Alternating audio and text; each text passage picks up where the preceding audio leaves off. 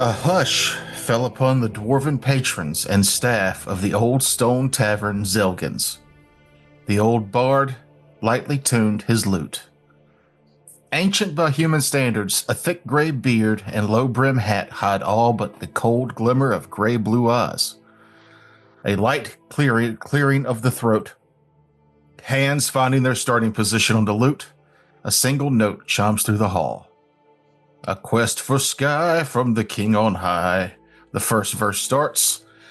From another dwarf, no one would bat an eye at the song choice, but from a human bard and in dwarven tongue, the crowd gets antsy.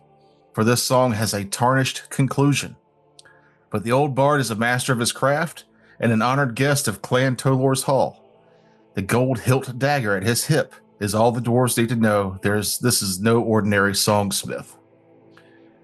Verse 2 tells the tale of the great worm and its return to King Target's dagger. And its return of King Target's dagger.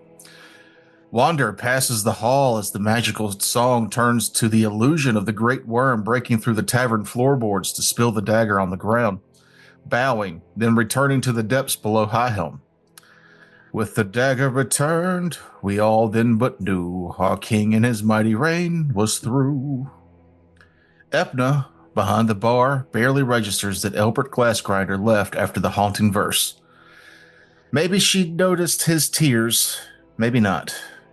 The third and final verse, one of failure and treachery, of a dwarven pride and theft of the great dagger, of its loss below, the fall of the banished dwarf Crohan Veldalo. At the end, the old dwarf packed his loot, collected his hefty tips, balled around for the bar, and left Zelkins. Meanwhile, our party finds themselves standing over the once fungi-animated sheep corpses, taking in the battle they just had, and pondering over the new skills awakened in their quintessence. I like that word, quintessence. Yeah, I've been listening to a lot of Mythkeeper on YouTube. Mm. And that is what souls are in Galarian. Quintessence. Okay. That's also what vampire blood holds in Vampire the Masquerade. Yeah, they didn't make the word up, but No. in their universe, it is the souls or quintessence. A side note, Vindicatori, the automaton, is powered by quintessence. Oh, souls. The quintessence is quintessential. A quintessence. But y'all don't really know that yet, I don't think. Does that mean that he needs to be like sacrificed people to? No. He is powered by a single soul. Oh, okay. Gotcha. That makes me feel a little better. It's not a Galarian battery shoved into his back. He is he was once and because I'm the game master. I was thinking too. I've been writing these little stories to start the episodes off. Would y'all like to homebrew? If you guys write a story, there could be gold or hero points involved. Sure. And there's stories. What was that, Mahogany? I said there's gold and then there's story hills. Yeah. I was thinking if you write like a little small intro like I did, or an outro maybe, that your level times D20 in gold. That's a lot. Or it could be nothing. Yeah. Could be 4. Yeah, could be 40. Be 2. Yeah. But I mean, 40 gold that's a magic weapon. Is it? No. Yeah. It's a rune. No, rune 75. Yeah, that's what I'm saying. Yeah. Yeah. Fair enough. That's... And you need to write the story.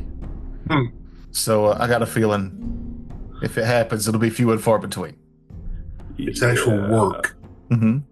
I'm currently in the middle of a brain-busting story of my own. Yeah. We'll post the link below to your book so somebody else can take credit for it. No, you will not. Don't you fucking touch my link. That's for you guys. Like I'm giving it away to the highest bidder unless you write stories. A little mechanical behind the scenes. We hit level 2 at the end of the last session, and we're doing free archetype. Vindicatori is currently a cleric, and his free archetype is the blessed one. Dedication, which gives him lay on hands as a focus spell. What did everybody else pick for their free archetype? I'll go. I took Bard. Oh, shit. I felt like that seemed like I am a historical reenactor. It seemed to fit with my character, and it gave me 2 extra cantrips. Mm.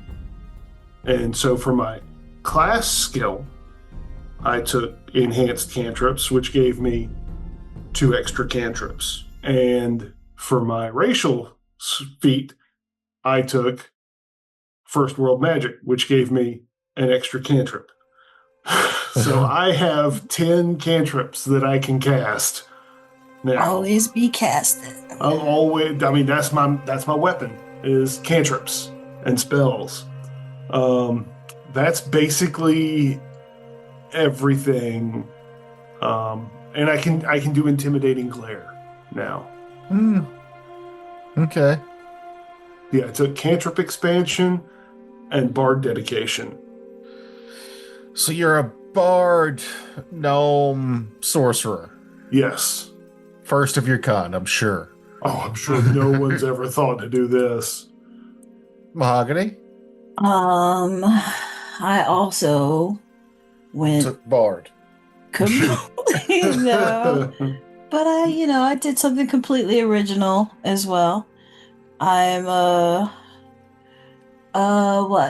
fighter, and I decided to take the rogue dedication, and nobody's ever done that. Yeah, no classic fighter thieves out there. Mm-mm.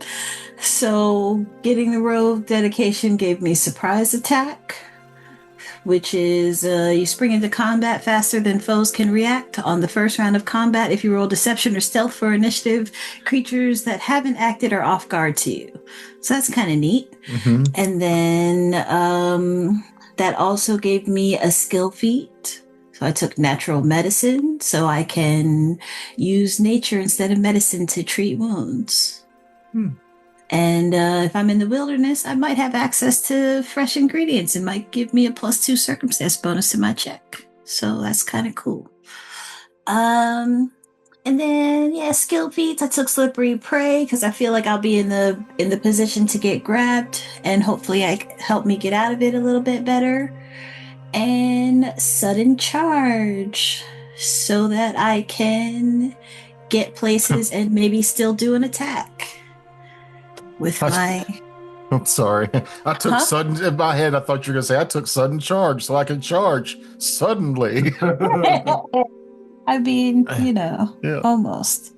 But not quite. Yeah, because, only got that 20-foot speed, so... With this, I can stride twice, and then if I end my movement within melee reach of at least one enemy, I can make a melee attack. Okay. So, yeah, that's good. Hopefully that can be a little bit of a...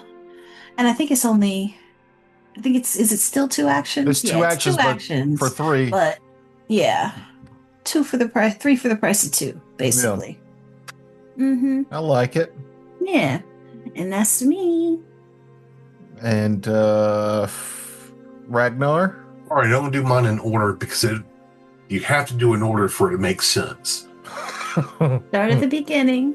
So I had, for my skill feat, I took multilingual, and I took multilingual so I could take the linguist dedication, which requires you to have 3 languages. I would have had 2. Actually, I might would have had, I got to think about that.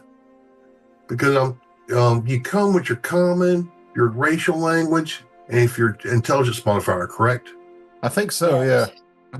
Your ancestry. So I'm going to change the skill feat because I don't need it. Yeah. I was going to say, do druids automatically learn a druidic language still? Yes, they do. Okay, so that you would have had 3 at least. So, okay. So the whole point of this is so I could take as my class feat, a linguist dedication. And that basically turns if you're trained in society, you then become an expert in society. And it basically gives you 2 multilingual skill feats. And this is a rare dedication in the sense it's not necessarily rare, but it's one of those few dedications that you don't have to take extra feats before you can take another dedication. So that leads me to, I took as my free archetype the Exemplar dedication. And with that, it gave me the ability to take Scar the Survivor as my arc icon, which basically lets me regenerate hit points. So I spend my icon and it will give me D8 hit points. And it goes up every few levels too, from what I'm looking at. Oh yeah, it does. Every 2 levels. Nice. So you're a druid that punches things and heals himself. Druid, heal thyself. I can, yes. You know, I mean, you've been punching a lot. I like it. Yeah. And the nice thing about the Exemplar, they get martial weapons as a skill. Oh, so now you don't need to punch anymore. You start hitting something. No, it's not. It's still nice to be able to punch stuff, but yeah, I'm going to go with some heavier weapons. Okay. Cool. Well, that's the technical know-how. Let's get back into the Silver Cap Tavern extravaganza.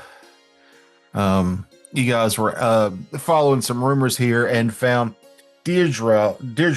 I always say that right when I'm not recording, and then I turn the mic on and her name turns to mush in my brain. Deirdre, the elf food scientist who specialized in the culinary arts of fungi and mushrooms. And she gave you a key to the place to help figure out what caused the what they're now calling the Silver Cap's revenge, where all of her clientele got incredibly sick. She said, whatever you find in there is you're welcome to keep. She just wants this mystery solved before she packs up and leaves. You get the sense that she just wants to be able to take it off her conscience that she's the one who made all these people sick, because she takes a lot of pride in her culinary science. You guys came in and there were a lot of mushrooms and rot and growth. You followed some footprints that you saw that weren't just footprints. It looked like the footprints were growing mushrooms, and you made your way through the kitchen and then opened up the larder there, and these 2 headless corpses of sheep were reanimated by this fungal growth, and they attacked you. And that's kind of where we left off, I think.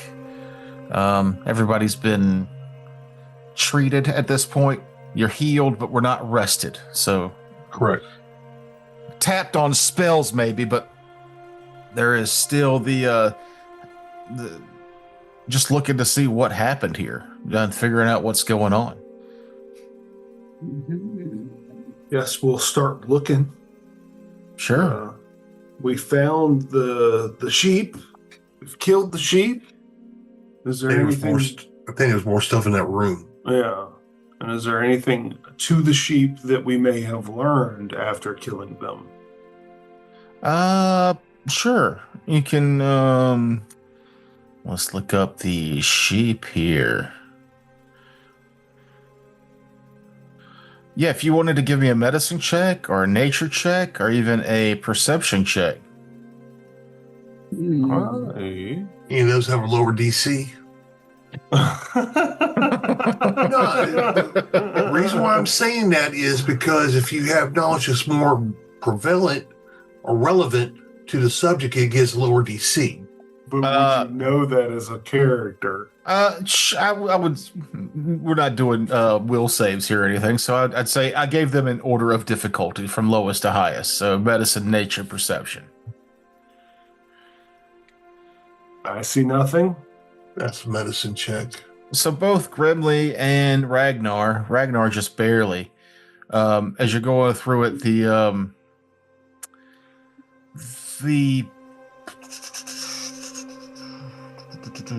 Successful check also notes that the sheep appear to have been slaughtered and cleaned proficiently. Their heads were removed recently and haphazardly. The heads aren't present. So you look around the room, and you can see that these sheep were like professionally cleaned at some point before the fungus grew on them. But the heads seem like they were like hacked off, and they're nowhere to be found. Mm-hmm. Also, with that nature check, Jeff, looking around the room in the larder where they came out, there's racks and racks of mushrooms here that all appear to be exotic but edible, and this seems to be a room for dry aging the caps. But they've kind of grown out of proportions in here since, just out of proportions. Like those exotic but edible mushrooms are the same thing that we're seeing elsewhere, or they're just in that room? Just in that room with that check. Okay. But if you want to those checks were all for the room where the sheep came out. You guys actually, okay. All right.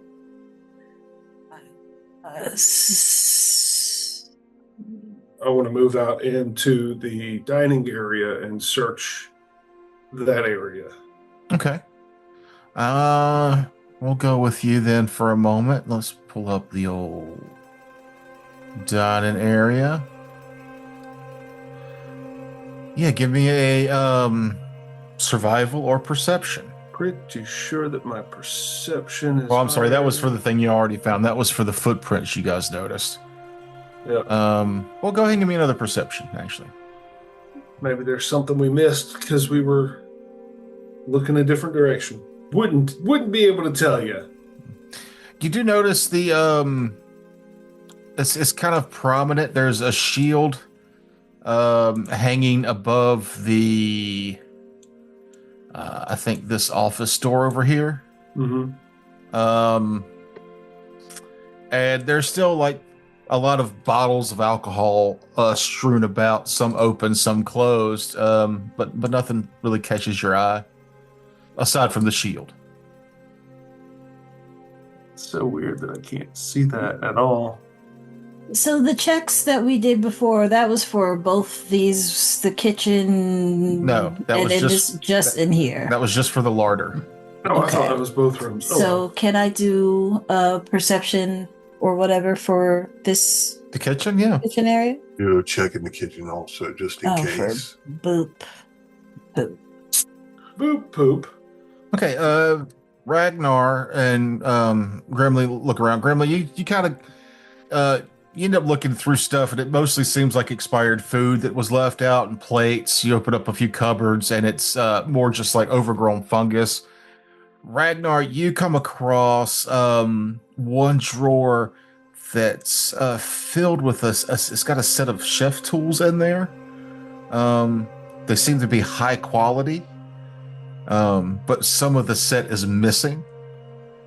And you also find in another drawer just this beautiful set of hardwood plates and bowls that look like they could be worth a few gold, maybe, if taken to the right person. Give me a knowledge nature check, either one of you, or both. Okay. As you look around, you both also come across bottles that have they're still sealed. Or one of them still sealed. It's a nectar of purification. This is a shimmering liquid. It's often stored in bottles similar to those used for vinegar. This oil casts a first level purified food and drink spell over any food or drink onto which it's poured. The nectar evaporates as it takes effect, leaving the taste and texture of the food or drink unaltered. It's worth about 3 gold, but it's basically a potion of purified food and drink. And then some of the fungus that's growing in there, looks like there's one clump that's taken on some kind of magical properties. This is called a tiny fungus frond. This functions as a feather token holy bush that sprouts into a cluster of delicious mushrooms rather than creating a holly bush. Holly bush, excuse me. Other than it works exactly like the token, but each feather token appears to be a simple feather token. This one's a clump of mushrooms, obviously reskinned for this setting. But this one can be used once as single action. When this is activated, it immediately transforms into a clump of mushrooms, filling a single square. This bush can provide standard cover. In addition, the bush has 2d4 bright red berries, in this case, little fungi. While these little fungi are usually poisonous, these are infused with beneficial magic. You can pick and eat one of these mushrooms as an interact action to recover 1 hit point. Once plucked from the bush, it becomes non-magical after a few seconds, so it doesn't heal you if you don't eat it within the span of your interact action. If activated on soil, the plant continues to grow and thrive, although it doesn't produce any more healing fungi. If acted elsewhere, it withers and dies within 1d4 days. So it's a nice 2d4 healing that you have to eat. Hell yeah. I will make those treasures visible on the map, and you guys can decide who will take what, if anything. Take it all. Because technically the elf could not come back in here, correct? Not until the case has been solved, but she seems like kind of done with it anyway. She's more concerned with solving the mystery and clearing her name of the sickness than she is with recuperating anything. And any kind of loot you find, she's already said is yours for the price of doing the investigation for her. Okay, gather everything that we can. Most of it's pretty straightforward. The chef tools are a little weird, where they're high quality, but it would give you a 10 gold reduction on buying the actual. I heard somebody open a door that threw me off. Sorry. Don't open doors. Why not? I'm gonna have searching. I'm gonna have to start doing what I did in all the other ones and lock all the doors so that y'all don't just meander. I didn't open any doors before combat. I opened it after while we're searching when it makes sense. Yeah. If this was a regular video game where everything would be automated when you open the door, that'd be one thing. But I have to go through and do stuff. Fair point. Plus, it lets me know that you're bored and you're just clicking stuff on the screen. Frakes. I just saw that there was a dark corner over here, and I haven't done anything in a while, so I wanted to get some light in there, or get some sight in there. But the silverware would reduce the cost of buying like professional chef stuff by 10 gold. I believe that for me, I think that means you could sell it for 10 gold if you wanted to. Okay. Actually, I think you could sell it for 5, but so you could sell it for 5 or get 10% off or get 10 gold off if you wanted to buy chef tools. If one of you were a profession chef, that might be a nice treasure. If not, I think it's just going to be 5 gold. Worth it. Gather up so we can sell. El Morado makes his way into this office here. I heard the door open. I know that's where you're at. Yep. I want to search in there. Unless there's a combat, then I want to roll initiative. Roll initiative. You're by yourself. It's a slime mold, level 8. All right. I'm just going to take the things. So yeah, when you open the door, this is her office. Just a quick glance around, you see a bookshelf, a desk, a chair, and numerous shelves filled with wood carvings. You see an unstrung bow hangs behind the desk, framed by 10 arrows arrayed in a decorative semicircle behind it. I'll take the bow to give back to her when we leave, and the arrows and all that. Are they covered in fungus, or are they clean? There's a little bit of a fungi starting to grow around it, but it's mostly clean. And what are the wooden figurines of? Well, hold on. The bow you're taking is a composite short bow. Oh, that's an actual bow. I thought it was a story element. All right, cool. Mm-hmm. Just like the shield I said earlier. This is I'm like naming treasure. Oh, where's the shield then? Above the door. Yeah, too high for me to reach. Oh, fuck, I have telekinetic hand. I forgot I could get it. I'll get it. The shield. All right, we'll get to the shield in a second. The composite short bow, you'll go ahead and take that. Yeah? Yeah. Yep. Put that in your inventory so you don't grabbing it. The arrows, 5 of them seem normal, but the other 5 kind of catch your eyes looking a little different. Upon closer inspection, you realize these are 5 cold iron arrows. Ooh. And we'll put those in your inventory as well.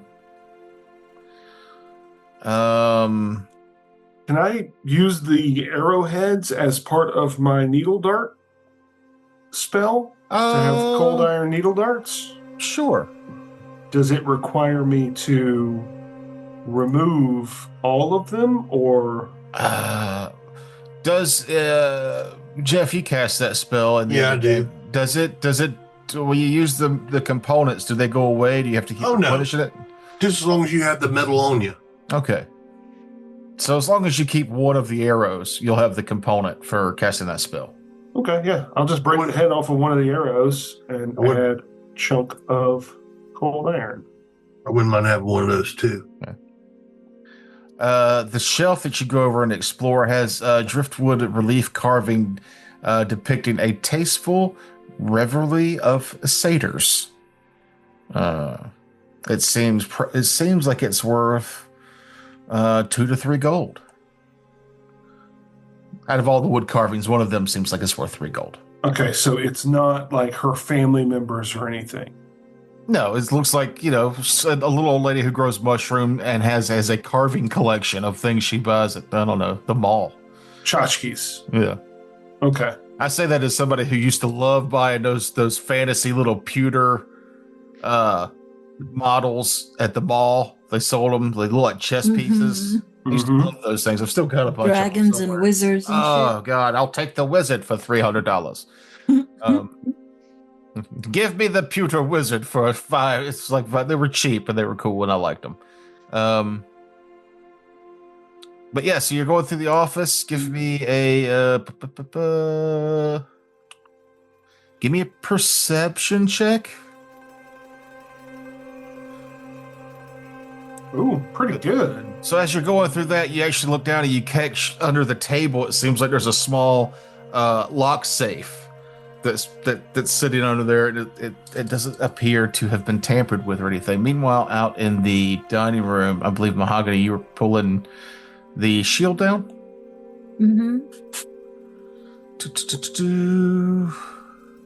All right. So out in the dining room, the shield is when you reach out to pull it down, it's a very nice shield. Except you realize upon further inspection, the shield is grown entirely out of a specifically treated fungi, giving it the appearance of a frilly disc. The shield has a hardness 2, 12 hit points, and a break threshold of 6. But as you further inspect it, or maybe we'll just say that you asked the lady about it later, when left atop at least one bulk of organic matter, it gains fast healing 1. After 10 minutes, one bulk of the organic matter has been consumed by the shield. The shield doubles its hardness against bludgeoning, electricity, and sonic damage. As a reaction, you can do a manipulate. The shield is broken. The trigger is if the shield is broken. The shield spews spores into one adjacent square, dealing 1d6 persistent poison damage to all creatures within it. A successful DC 16 fortitude save negates the damage. So it's a shield that if it breaks, it can spew fungus, and you can lay it on top of stuff so that it can heal and increase its hardness and hit points and stuff. Yes, please. That's pretty cool. And you said that statue of the satyr was worth 30 gold or 300 3 gold. 3. Okay. I'm 003. Misheard you. Okay. Back in the office, you're pulling out this this lockbox. Yeah, and I actually bring that out to where everybody else is. Okay. Because I can't do anything with it. If that's everything that I see worth taking out of that office, when Ragnar... A few other things that were like around that you did notice. There's like a journal on top of the desk. The writing set itself is kind of nice. But the lockbox, is kind of hefty, and you have to drag it out from under the table. Well, when Ragnar mentions that he wants one of those arrows, I will give him one of the cold iron arrows. I'll take one for myself, and we'll sell the other 3. I'll make that treasure box available so you can filter through it. Okay. Does anybody need a shield? Want my old steel shield? Can use my old steel shield? I don't know if the cleric can. I can't remember. I cannot. He's also, well, that's right. There's no difference between small and medium in this one. You can give it to him, or I'll take it and put it on Vindicatory and see if he can't use it later. Okay. Since nobody else is taking it. Where is it on your character sheet? It is in the backpack. Oh, okay. Jeff, do you want the loot out of this crate here? Or did you already go through it? I was looking for the cold iron arrows. So I don't know how to drop one for you. You go to the trading thing, right? Oh yeah. Well, we'll do that in a little bit. I forgot the journal actually has some mechanical benefits. Oh. Ooh. Scholarly journals are uncommon. Each scholarly journal is a folio on a very specific topic, such as vampires or the history of a single town or neighborhood or a city.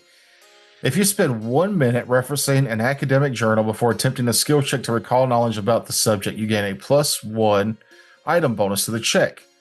A compendium of journals costs 5 times as much as a single journal and requires both hands to use. Each compendium contains several journals and grants its bonus on a broader topic, such as all undead or a whole city. This one is specific to Darklands fungi. So if you take this and you need to do some research and you have a minute to kill, this will give you a +1 item bonus to fungi in the Darklands. Mm-hmm. Would that give you a fungus lore Darklands?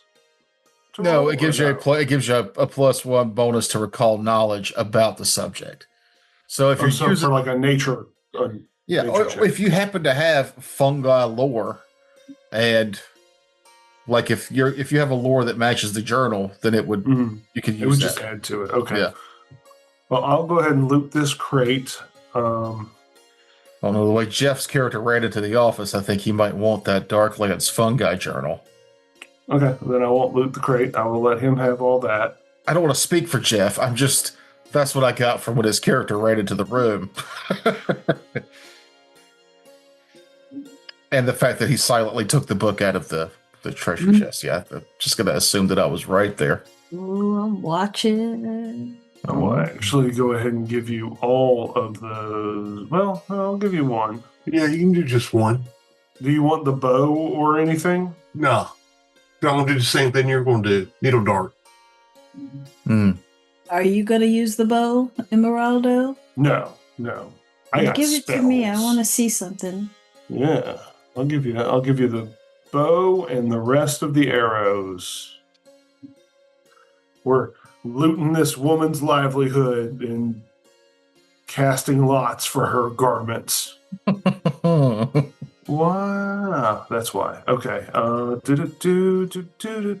Give me 1 second. I'm trying to figure this shit out. Singing a stupid song. That's what I do. I took the writing set and the journal. And the tasteful revelry of satyrs. Oh, yeah, that's right. Just so we can sell it.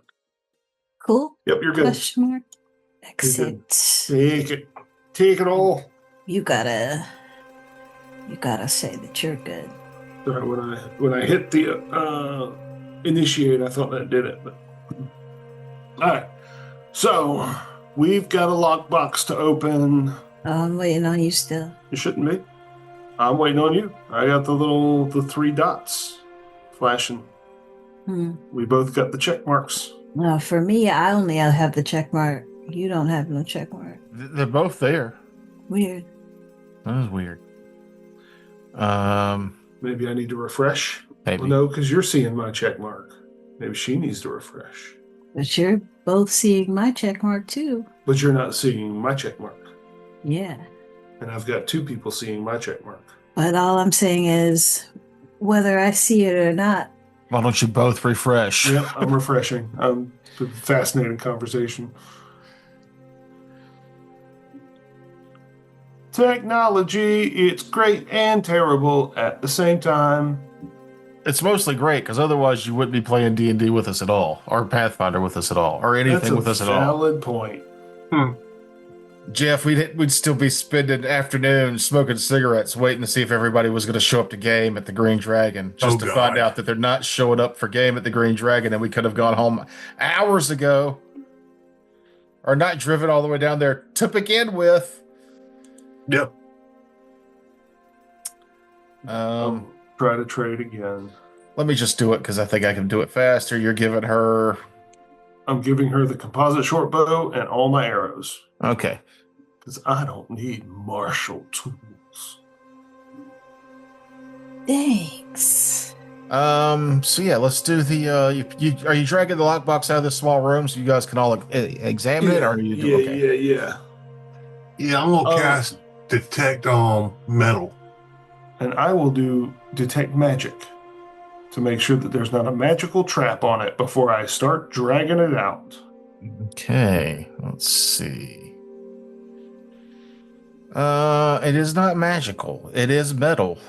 If you wouldn't mind giving me a hint, Ragnar, we can get this out into the outside here. So yeah, there's a lock on it, and it's a lockbox. Thieving tools. Go for it. I'm assuming I can move it on my own, right? Move what? The lockbox. You can't. It's not on the map. No, I'm just saying. I'm assuming that it's too heavy for my small body. Yeah. I'll be glad to help. Actually, is it 1 bulk or less? I don't know. What are you trying to do?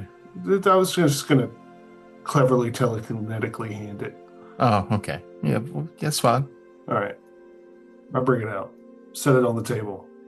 Let's loot this lady's life savings. You said it's locked? Yeah.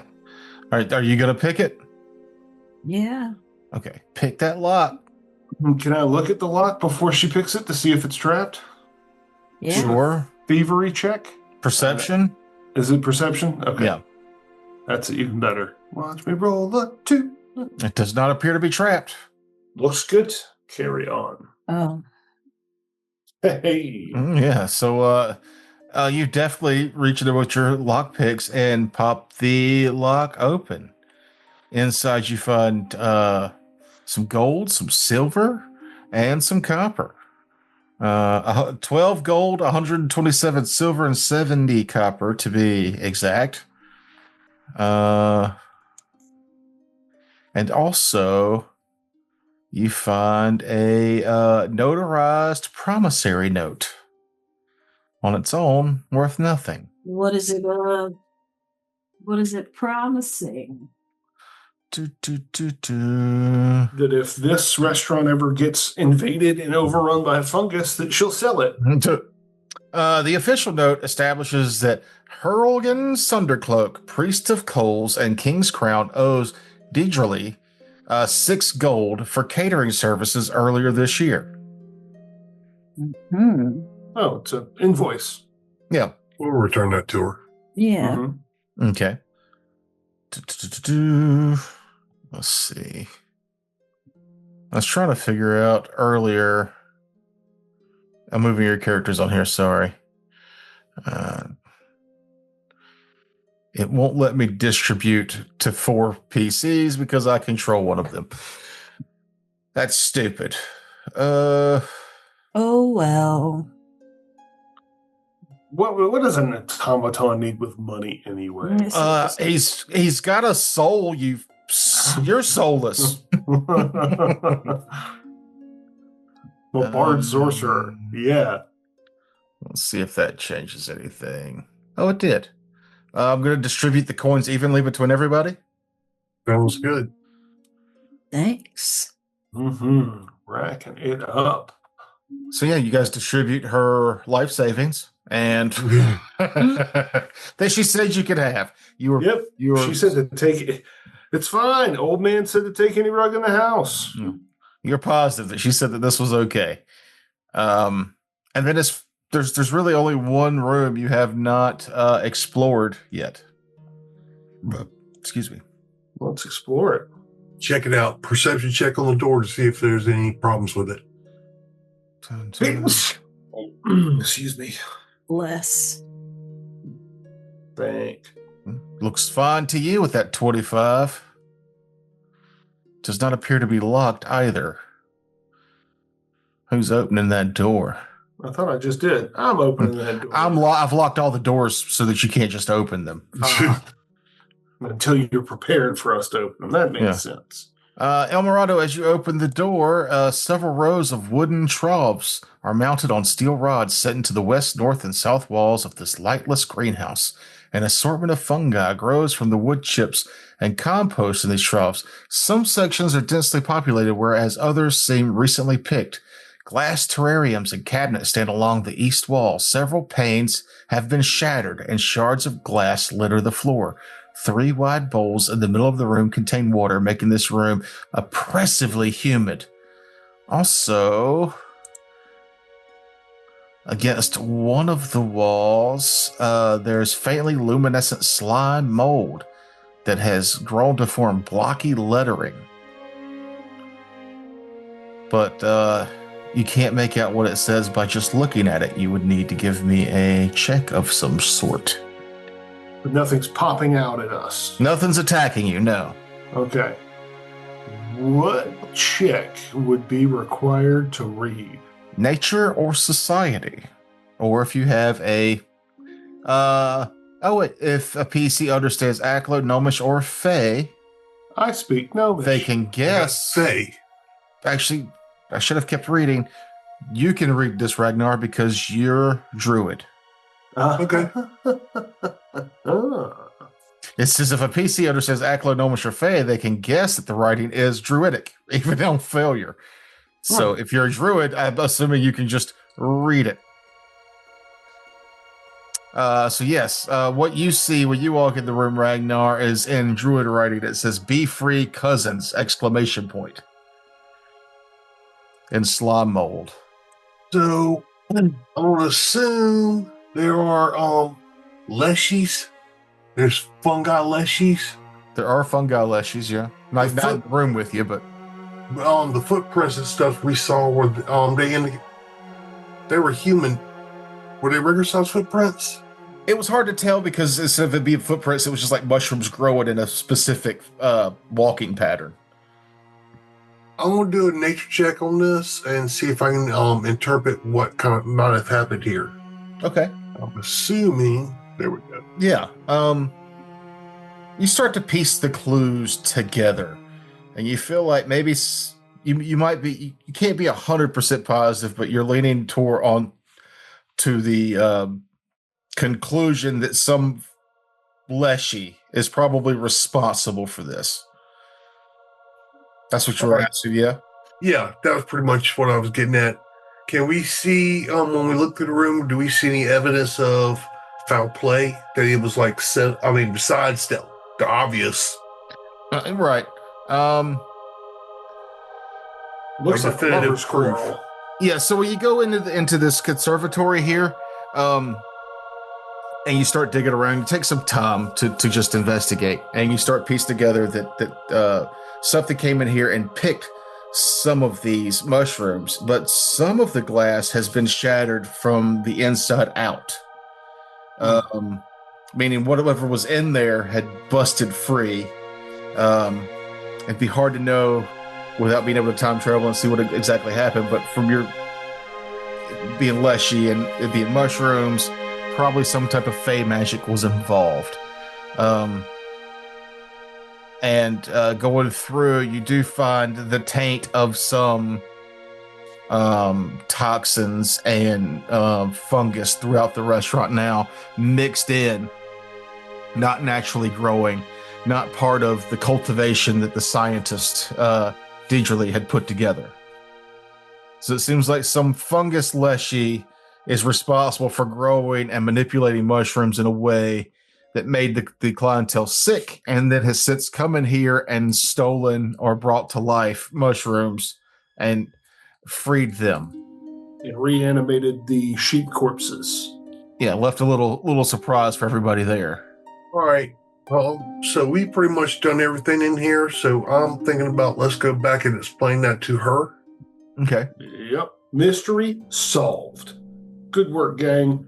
And maybe she knows of a fungal leshy that might have got upset with her. So we'll go find her and let her know what's going on and give her back the promissory note.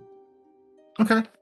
So you guys come out of the Silver Caps, and she is still across the street. She's playing music again. She sees you guys come out. She slowly puts the loot down and stands, and she goes, well, that didn't take as long as I thought it would. It sounded distressing there for a moment. What happened?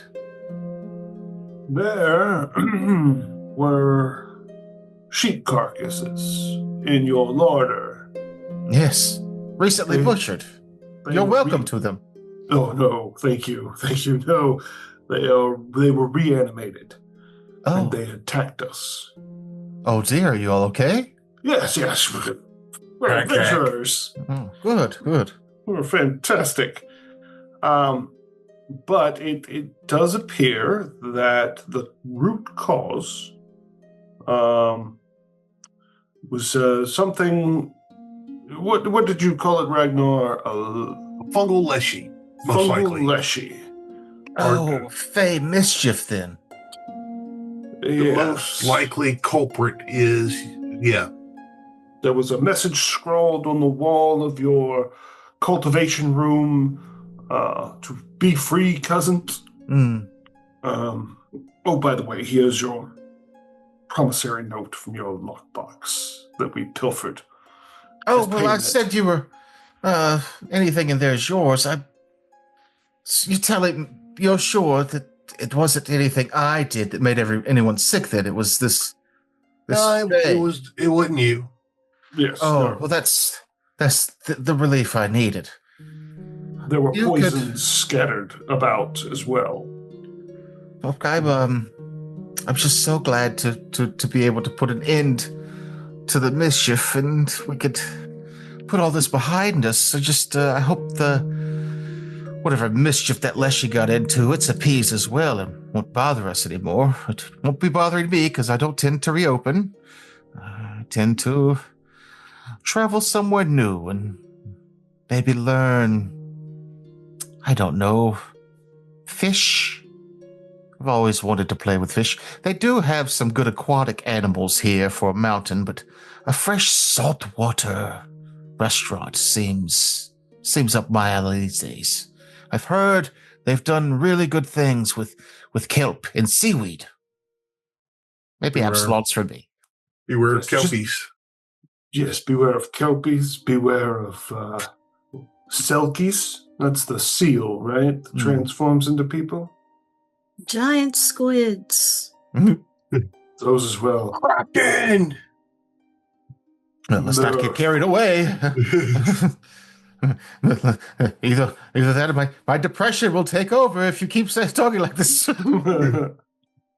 But I don't feel like you've been paid well enough. If you can have the promissory note if you wish to collect on that on my behalf, you're more than welcome to the 6 gold from the catering event. I'd kind of forgotten it happened so long away. I feel like we couldn't talked about say. Please Fold it in half and tuck it away. No, please. Yes, it's a side quest for you characters who need gold, not me. I tell you what I'll do is I'll make sure each of you, your group earns 2 reputation points in town for helping. As well as the 6 gold and that side quest in your pocket there. Doff my cap that I don't think I'm actually wearing and flourish a bow. Thank you for the reputation. It's most beneficial to this adventure path.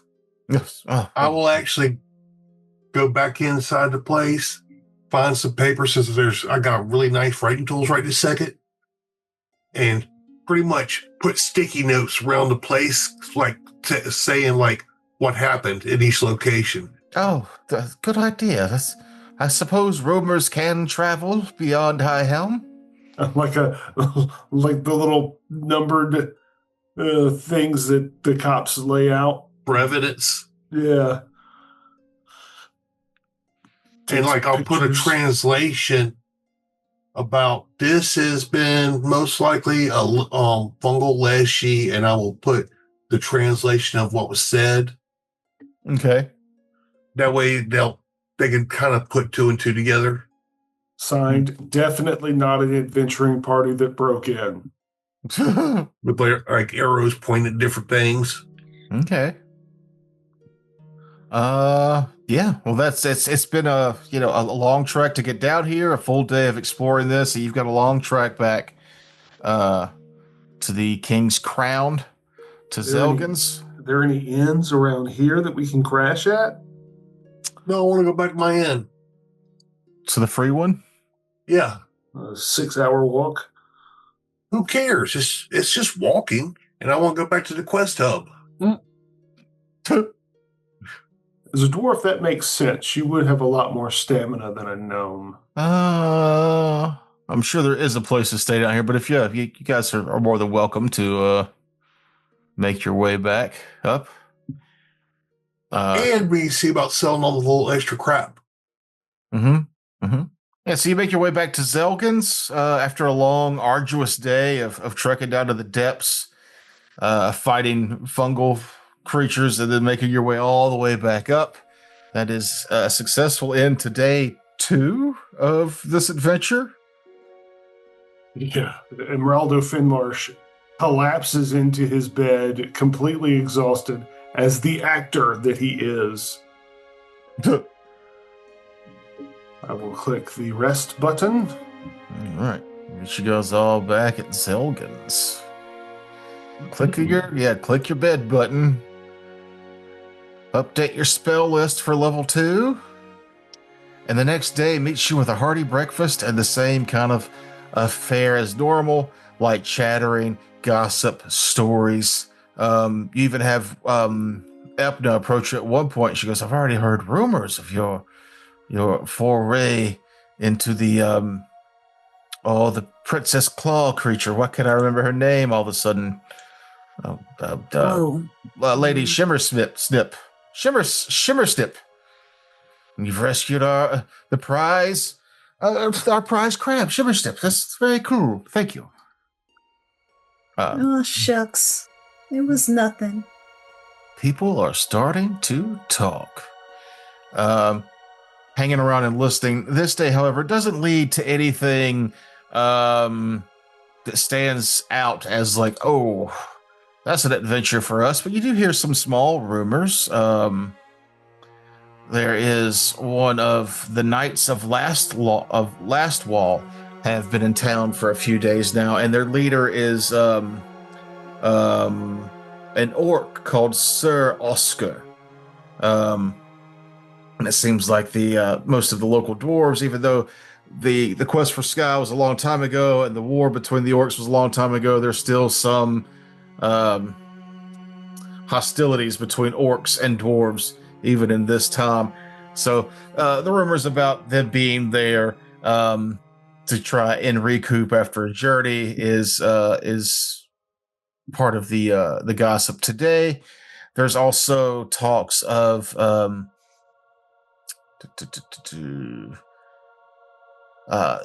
new merchants in town that are sporting things that even High Helm doesn't see that often.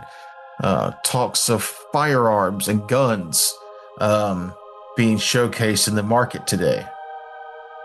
There is the upcoming Stickleberry Festival, which is just a few days away still, that people are mentioning. But nothing that's really jumping out too much. And if you wanted to go explore the market and take a look at the new merchants, or maybe get a first-hand look at these Knights of Lastwall, you're more than welcome to do that today. Or if you wanted to go earn income in some way, there's things you can look for to do that. Where is that in regard to the promissory note? Oh, and then there's the promissory note. Who took that? I did, I guess. I mean, did you literally take it? Is it on your character sheet? Oh, I didn't take it. Okay. I didn't see it. Let me go back to. It was go in back the to- lockbox. It was here. Okay. Yeah. So you can track down the people with that. It looks like you're looking for the priest. Helgen Sunderoak. She is a priest of coal. She happens to be located in King's Crown. So, WHY. what? It's the gold from the state satyr. Yep. Oh, okay. Helgen, what? Helgen Sunderoak. Harold? Herelgen? Hrelgn. Herelgen. Yeah. Sunder Oak. Mhm. Okay. She's a priest of coals and King's Crown. She's not hard to track down because the promissory note gives you like her name and where she's located. And because you're already on King's Crown, it's not that far of a walk from Zelkin's. Let's hit it.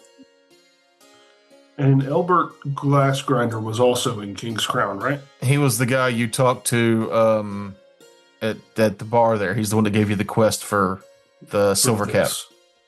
Okay.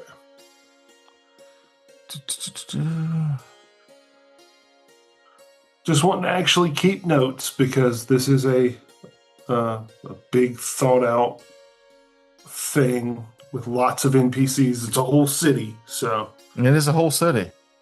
we'll probably be interacting with more NPCs than our usual games. Right. Have names and reference stuff. Well, that's smart because a lot of times it'll give you an NPC and it'll say this character may also come back in chapter 3 or in book 2 or so. Yeah. Hrelgen? Helgen Sunderoak, Priest Sunder Oak. priest of coals and King's Crown. Of Coals? Kols. I'm not super familiar with that religion. I'm trying to listen to a lot of Mythkeeper, but there's so much. Yeah. Pathfinder is fucking dense with lore. Oh, yeah. Hols. Coals. Priest.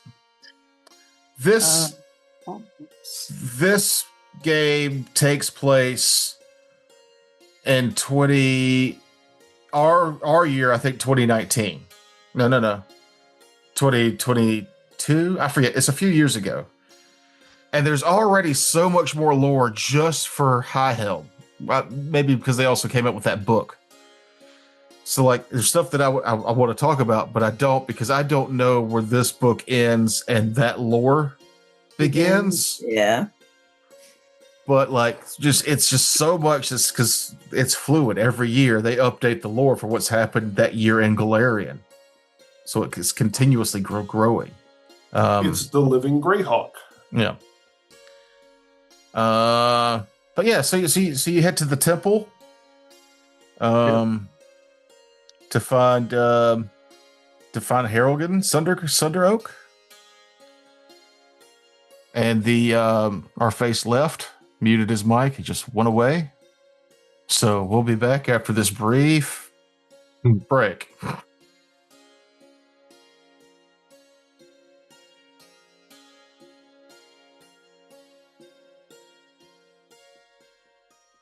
Now that our face is back, I was, You guys I have- was back when you were walking away. I was like, damn. Should have just waited. yeah, you should have, but I needed a break. Yeah, so you've followed the information on this promissory note. You have tracked down Herelgen Sunderoak at her monastery to Coles, and when you finally find her, she is a young dwarven priestess. She has a robe on that's etched with lizards. She is wearing a thick chain that has a book on it that's got like a rune lock. Um, Sporting a lot of brown and green colors in her attire. She's reading a small tome, and she looks up as you approach. She goes, "Oh, hey there, welcome to Coles, the Oath Keepers. How can I be of service?" We are here to speak with Priestess Sunderoak. Oh well, fortunately for you, that's me. That's excellent news. We have recently finished a task for a Deidrio Close enough. at the Silver Cap. Ah, yes. Wonderful food. Recent troublesome rumors, I hear. Yes, no, we have, that was part of the task, was uncovering whether or not she was involved. She was not, no fault of her own. Well, I had my suspicions that she would be cleared at some point. She catered an event for me some time ago. She kind of trails off as she's saying that. Indeed, she did. And I will pull out the promissory note. Oh, We are here to collect. She closes her book and she rubs her forehead. Oh no, I don't know how it got away from me. That I owed for that, and it was, she did such a wonderful job. Gosh, yes, I believe it was. I see here 6 gold. That's, it's worth it, but it was a bit hefty. I just believe I spaced on it because I've been so busy working extra hours and taking on different wedding commissions since then, because I'm planning to propose myself to the lovely Ermda, saving up for a commitment necklace to make it official. That's lovely. This is going to set me back, though. Oh. So which one is the miner and which one is the blacksmith? Oh, it's a joke. I'm just kidding. Oh. I didn't say that in character. Oh. Well, do you not like lesbians, sir? Get out of my church. Oh, it was another one. I didn't even realize. I couldn't tell by the name. Yep.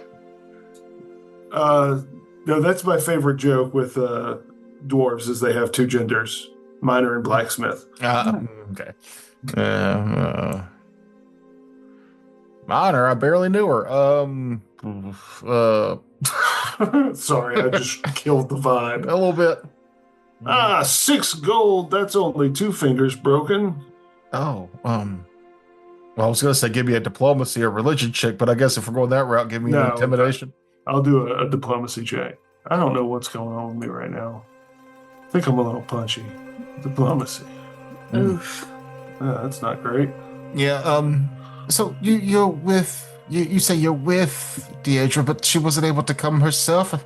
I'd much rather pay her personally, if at all, to thank her and basically make my apologies that it's taken so long, and that fortunately the payment has escaped me. Yes, it's more that it's as if we purchased your debt from her. Is this Ask. Is this a dwarf that we're talking to? It is. Do you have any religion? I do. No. Or I mean, what were you asking if it was a dwarf for? Oh, I was gonna tell him that maybe intimidation might be the way to go. Do dwarves respond better to intimidation? I feel like they kind of respect it. Yeah. That's what it said in the guide. Yeah, they could. What do I know about the religion that she is? I don't know. You roll a dice and tell me what you know about this religion. 14? A 14. As Torag's firstborn, Coles was always a serious child. He watched how his father, chief among the dwarven gods, struggled to create deals and oaths that other deities would betray at their earliest convenience. He grew angry at the setbacks Torag had endured from those who swore friendship but instead used him for their own selfish ends. Coles was baptized in the fires of being the eldest of Torag's children and first-hand witness to his father's fury and pain. He thus vowed that he would do everything in his power to protect his father's followers and also keep a record of those who had broken deals, broken faith, or shirked their duty in any way. I will use that knowledge in the conversation that I am not having a good time trying to formulate words for. Okay. To basically convince this woman you should pay what you owe. With a successful DC 10 religion check, a PC can cajole her to pay up, such as by reminding Herlin that for fulfilling oaths is a sacred to the god Coles. And that's what you do. She's, oh, you are correct. It is in paper. I signed it. It's on me to seek forgiveness, not to have her come here so that I could lighten my mental burdens. I'll be right back to help you pay up. That's my own problem to deal with, I guess. And she leaves the podium. Before you go, we are something of problem solvers, as is evidenced by us being here. Go get the money and then tell us what your issue is. Well, the money is the issue. I've been working so hard to save up to buy the commitment necklace, and this has set me back a couple months, I believe. But that's on me. It's fine. She begins to head off again to go get her purse. I go, before you go, do you have a job for us that could pay for your part and help you with your commitment issues? Trying to get your necklace and stuff? Maybe we can work as a team. I think that's what Elmeraldo here is trying to hint at. That's what I was trying to go for, but apparently my diplomacy check is shit. Oh, well, that's extremely kind of you. You know any rich widows we can knock on for their money? No. That's not really what we do here, but there is, I was scheduled tomorrow to go help,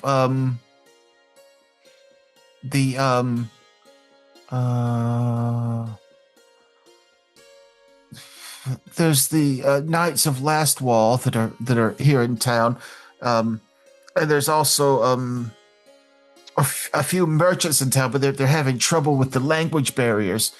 In some cases, I was going to set up a shop there in the market to help translate, to help sales between the merchants and to hopefully give the they're not very well liked, but the Knights of Lastwall, their leader there is an orc, and I'm sure you understand why he's having trouble here.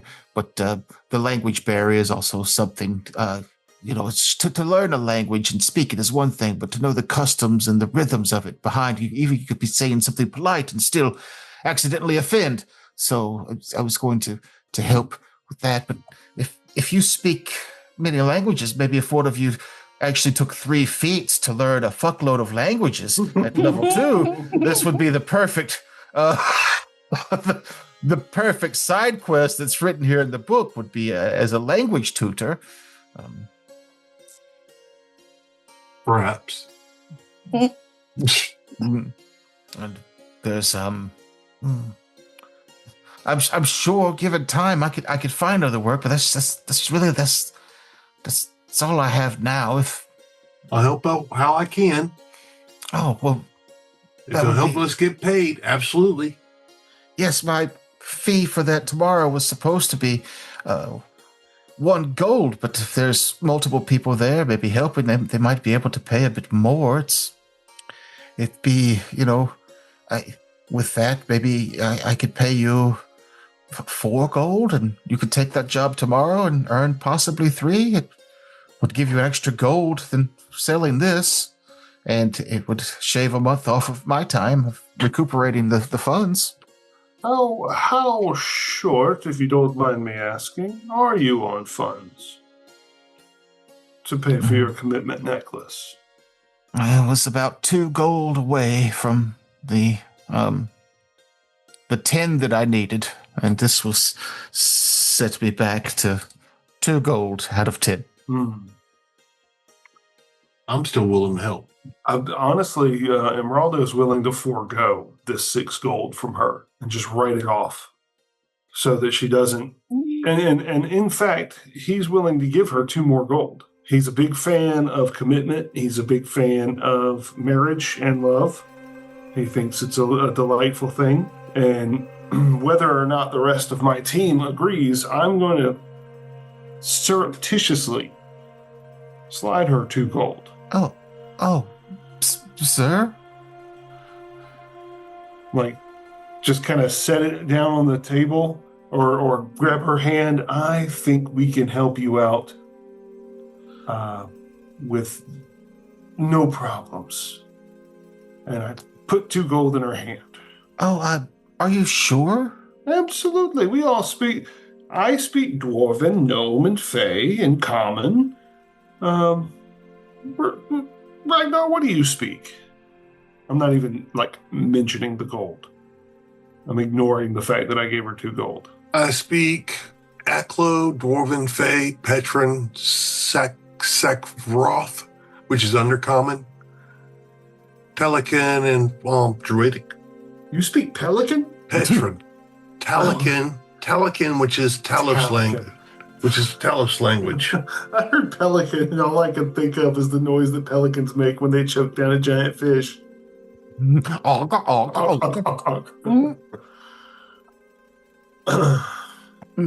would be, that's quite impressive. What about you, Grimley? Do you speak any languages that may assist in this? I speak hammer and axe and Dwarven and common and bow sometimes. That might help. And small Vindicator that you guys constantly forget is there, and that's fine. Speaks Dwarven, Petron, and Utopia. I'll be willing to help out.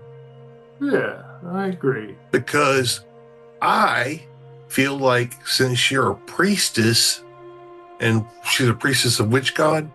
Coles, which is the god of oaths and areas of concern are duty, honor, and promises. And since this is a promissory note, and she promised that she was going to pay it back, I feel like if we can help her accomplish that, that'd be seen more favorable by her god.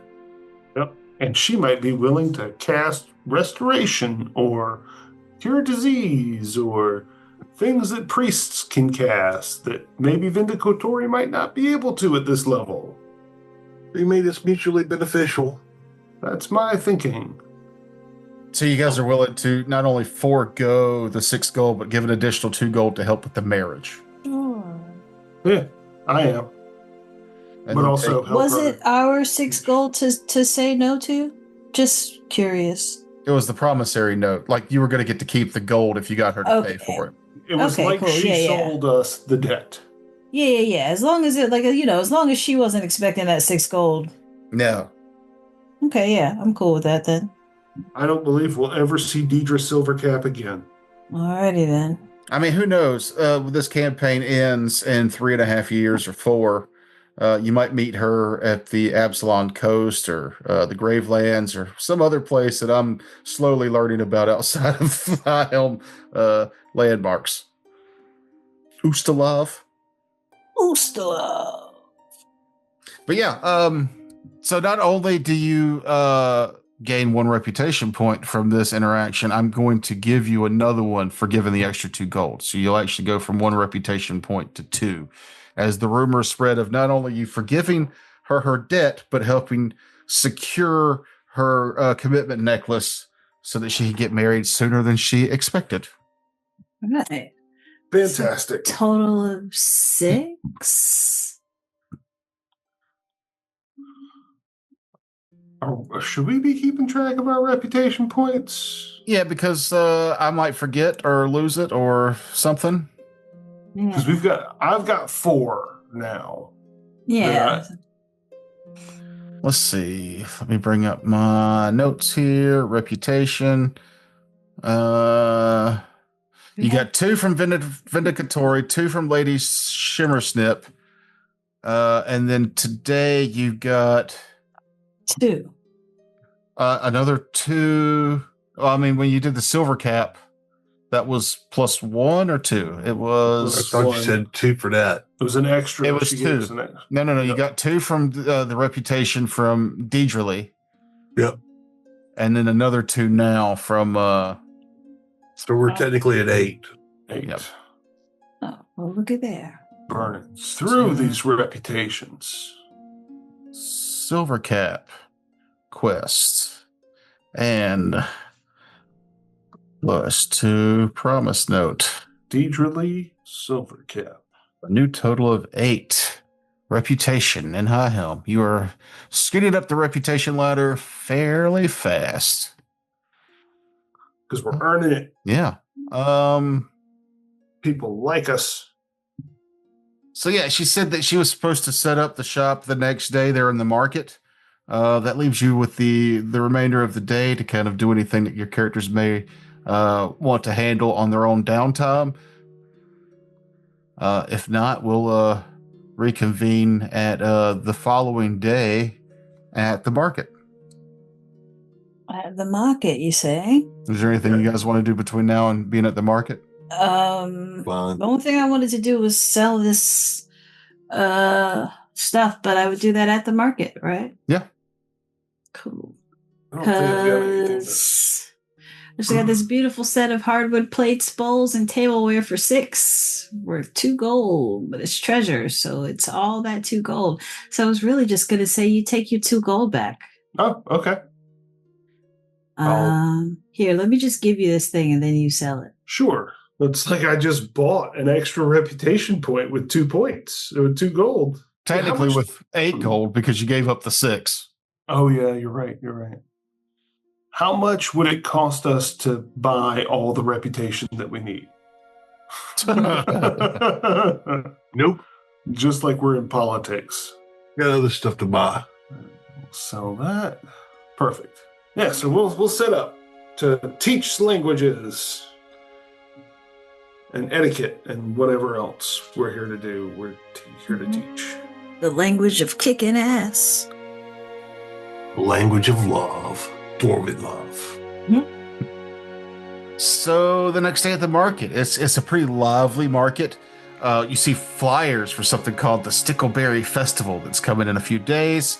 There is indeed kind of a larger crowd gathered around this new specialty stand with these strange merchants from that are not dwarven merchants.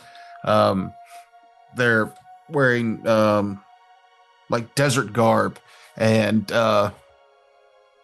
they've got this stuff laid out in front of them. So for the next several weeks, local merchants have a small array of firearms for sale.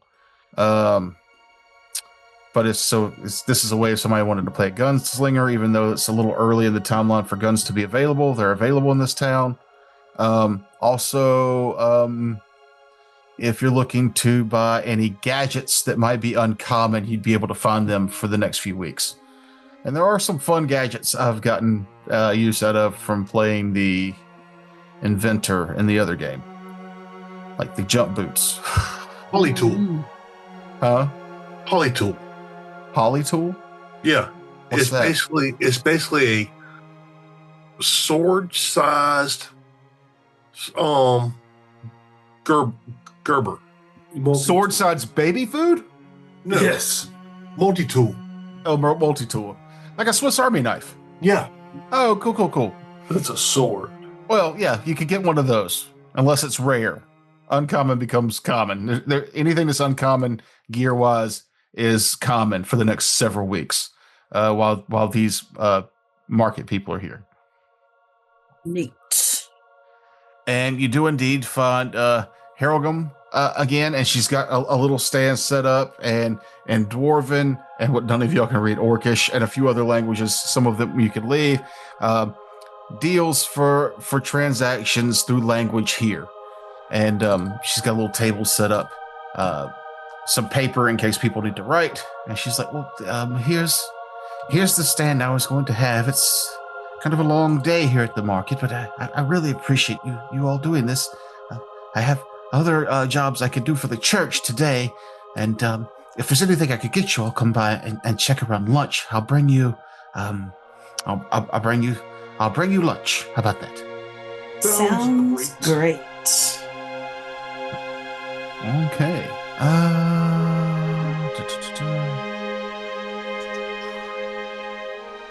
Okay, so let's see. Elven. Okay, here's the languages that will be that are on high demand, and I'm pretty sure somebody said they had at least one of these: Catholian, Elven, Halit, Jotun, Necrol, and Orcish. Did I hear one of y'all say one of those? I thought I heard a Jotun. Jeff, did you have Jotun? I had Elven. Oh, so you got Elven. So that's one that's in high demand. There's some lower demand ones: Empyrean, Gnomish, Goblin, Petron, Sakroth, and Varisian. I can speak Gnomon and Goblin. Okay. So there's Petron three. and Sakroth. Okay. And I'm here. You're here. This is our muscle. You can give me a diplomacy, intimidation, or society check for each of the languages that you speak that were on that list. And let me know, we'll start with you, Jeff, because you're the one that can speak one of the high in demand languages, right? Yeah, Elven. Okay, so give me a diplomacy, intimidation, or society, and we're going to base this off your high demand Elven speaking. Perfect.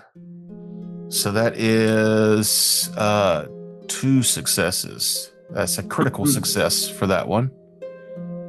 And then you had how many of the low demands? Empyrean, Gnomish, Goblin, Petron, Sakroth, and Varisian. You had Petron and Sakroth. So give me 2 more rolls with diplomacy, intimidation, or society. I'll do society again. And I had Gnomish and Goblin. Perfect. I'll wait until he's done with his, and then I'll roll mine. Okay, not a crit fail, but a fail. Petrov is a tricky language. And that is a success. And then you had 2. Okay, so give me 2 rolls. Gnomish. I'll use a hero point. Okay. And Goblin. Okay. Apparently, I speak Goblin better than Gnomish. Oh, that is a crit success followed by not only a crit success, but a natural 20 crit success. Okay. So from the morning to night, you guys have a number of different pairs of merchants come in, or merchants with high-end customers, and they'll take a seat at the table and they'll find out who can translate the best.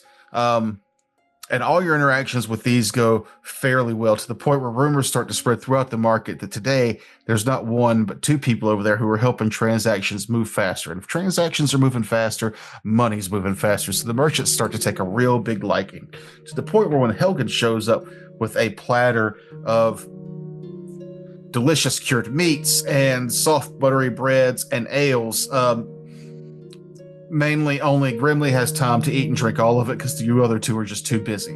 And I'm here.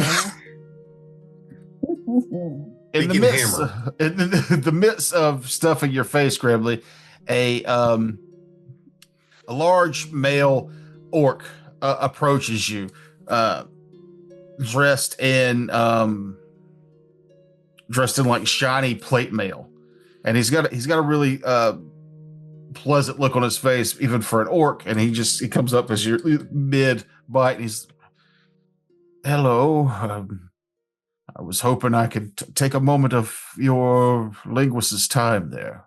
It's 5 silver sandwich. I was gonna offer him a sandwich, or I mean, you can offer him a snack. I was gonna offer him a snack and tell him. We ain't even eating. How you offering our food? We ain't even. I mean, there's so much food. I don't know why there's so much. Because we're dwarves. That's true. Because it's all for me. So I feel like, hey, I could share. Slap.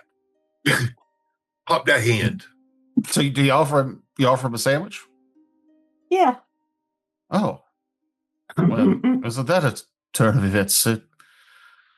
Madam, my name is Sir Oscar, and you are the first polite soul we've seen here in 5 days. And he reaches over, he takes a small sandwich in a large green hand and nibbles on it. I'm picturing Matt's wife's sliders. Oh, That's what I'm picturing. The buttery Hawaiian rolls stuffed with meat and cheese. Yeah. Delish. So good. Is it Nerd Bowl already? I was coming here hopefully to find a friendly face. The market's full of people, but most here to keep me and my fellow knights of Lastwall at a distance. It's not really my style when I'm full. Pretty chill. Indeed. Well, would you be amiable to joining me and my knights and maybe showing us some of what this city has to offer?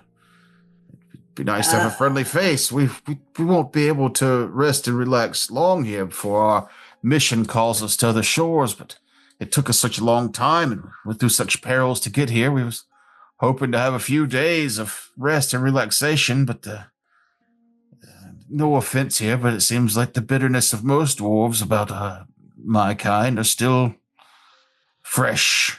That's unfortunate. Indeed. Yeah, I'm not opposed to any showing around. I'm much better underground than above ground, personally. But my friends are really good at people and stuff and things. I'm a gnome. You can leave the gnome behind. Nothing against the one that's good with people. Yeah, no, nothing against gnomes, but when they announce that they are gnomes, like I'm too stupid to notice. That means I don't have the same prejudices as the others. That was what I meant to say. Yeah. But yes, looking for some of my people aren't so familiar with Common, and their languages are specific, and some of them are still bruised and weary from travel, could use someone who's good with medicine, or even just a night of drinking and hospitality. We're sore missed after a long, rough road to have just some good hospitality. So, I'm good at 2 of those things: drinking and speaking Common. Well, then you should get along with 13 of the 14 knights I have with me. One sober for reasons. Oh, okay. I thought he didn't speak Common, but he's sober. Okay, cool.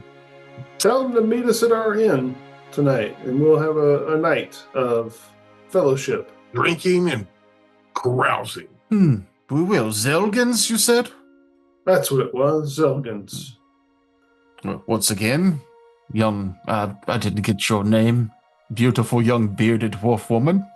Oh, I'm Grimily Gravelthorpe, at your service. Pleasure to meet you again. I am Sir Oscar, and we will see you when the market closes at Zilgan's. First rounds on me and my men. All right. Good day, gnome and quiet dwarf. It's Emeraldo Finmarsh, if you need my name. Oh, yes. I'm Sir Oscar, and you, sir? Ragnar Kor. And I'll pretend like I'm not going to do introductions between the NPC I'm playing and the cleric I play for the group, because that feels weird. Meeting blah, blah, blah.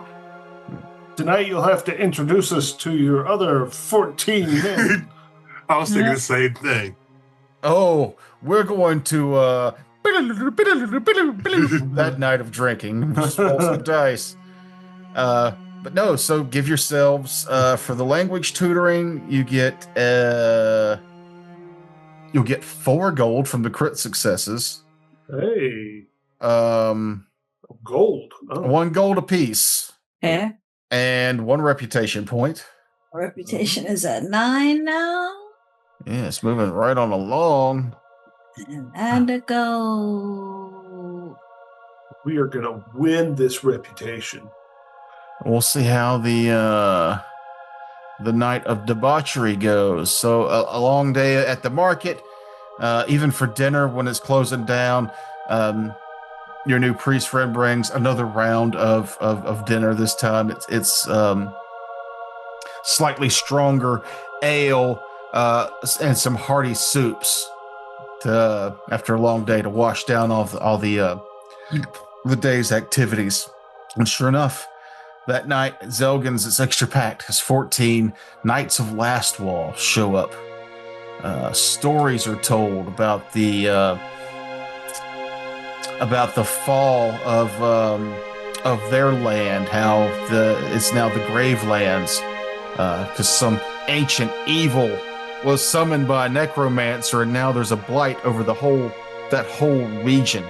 But the Knights of Lastwall have turned into different vigilant knights who travel and look to defend the weak or banish evil where they can, in hopes of one day to regain enough strength to go back to the Gravelands and face this evil and reclaim their homeland. There's an hour-long Mythkeeper video about the Knights of Lastwall, and I haven't gotten all the way through it yet, but it's very cool. And so these are like noble do-gooder knights. Yeah, they're basically paladins of the Lastwall. They used to be the Knights of Osmo. I don't want to. I've read it, but it hasn't retained. You don't want to butcher the name? You said you don't want to butcher the name? I don't want to say. I can't remember if it's Osmos or what it was, but like I think it's Osman. Osman. So they were knights in this land. There was a great evil. The Whispering Tyrant was summoned, and like there was a great war, and now that whole region is now known as the Gravelands because it's just swarmed with undead and blights and stuff because of the Whispering Tyrant who broke free there. And these knights have been scattered, and they've renamed themselves the Knights of Lastwall because Lastwall is what fell, and they relocated in Avlin.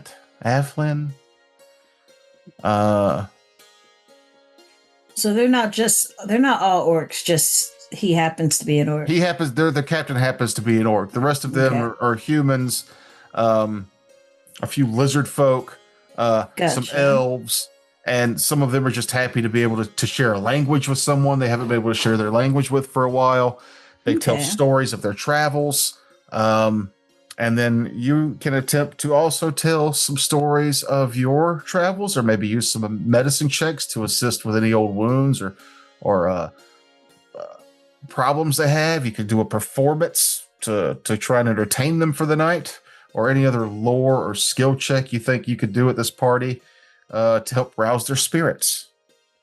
We'll start a performance. Yeah, we'll start with Emeraldo then. What telling them a story of some type?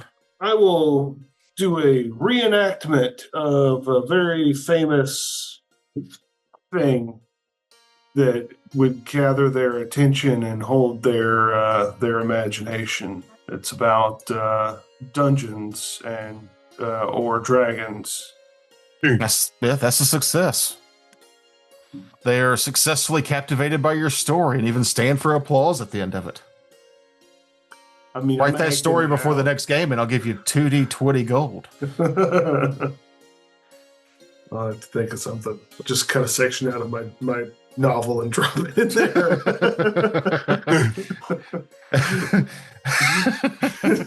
And then the Mad Maxian desert creature. It's like Mad Max with magic. Yeah. And super tech. I will spend time talking about my time spending on the plane of Earth. Oh, okay. What check do you want to do for that one? Oh, you got it. It's just all Marvel movies. While informative, not very entertaining. Very dry. It's a very dry story. They're polite enough to nod along as you get into the minutia of things that happen on the plane of Earth, but it's rock. Yeah, they quickly want to move on to somebody else. Then he was in a movie called Green Lantern.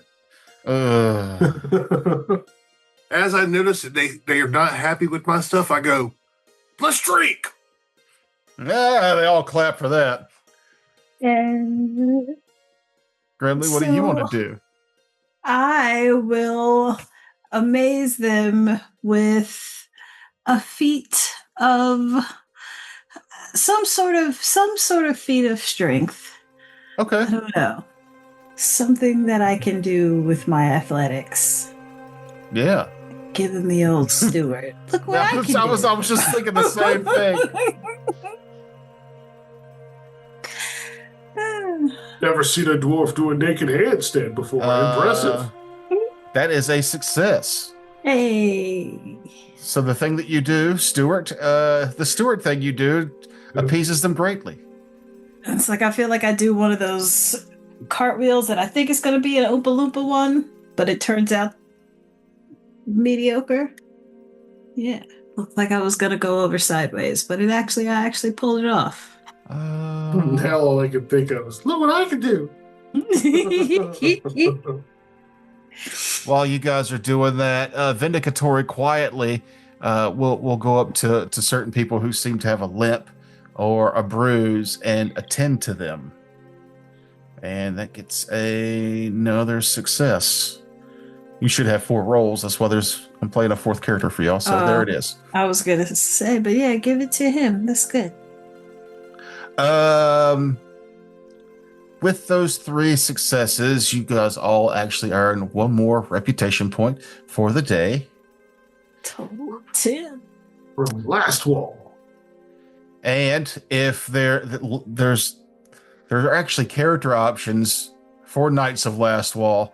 So if anybody towards the end, Sir Oscar says, if any of you warrior types would like to learn anything from us over the next week or so while we're here before we head back out again, please come by and see me. I'd be most happy to show you some of our secret techniques. And this would, if you wanted to do that, that would open up those character options for feats from that have the Lastwall trait. Ooh. Let's see what they got available at least. And because there was 3 successes, Sir Askar also says that you've shown us such a good time when I don't think we'll be in as big of a hurry to leave. If you would like, I would be willing to. I would be willing to personally attend the Torlor Family Festival and vouch for your generosity at the fair there. That sounds good. Appreciate your lingering. Well, if you need anything from us, you know where to find us, and we know where to find you. It is nice to have friends in such a large city. See what happens when I give away you guys' food? I steal it back that night. It's As we're fine. drinking and there's a place of food going around, every time I see that she's going for food, I snatch a handful. Like, that's sandwich number 1. I don't even think about it. There's Messing no around. way I could have eaten one of those sandwiches by myself. Because I'm a gnome. And at that, I think we'll call it a close. Elsewhere in the city, there are quests waiting with trickster dragons, strange gauntlets, haunted courtyards, and dwarven crypts. And we'll figure out which of those you guys will get into next time. Spoilers. You'll forget by the time we play this again. I've On forgotten the already. next episode of Dragon Bear Z. What do you want to call this show? The Sky King's Tomb. What's the name of the adventure path? Tomb of the Sky King. The Adventures of Grimly, Gravelthorpe, and the rest of it. That's the one it'll be. All right, bye.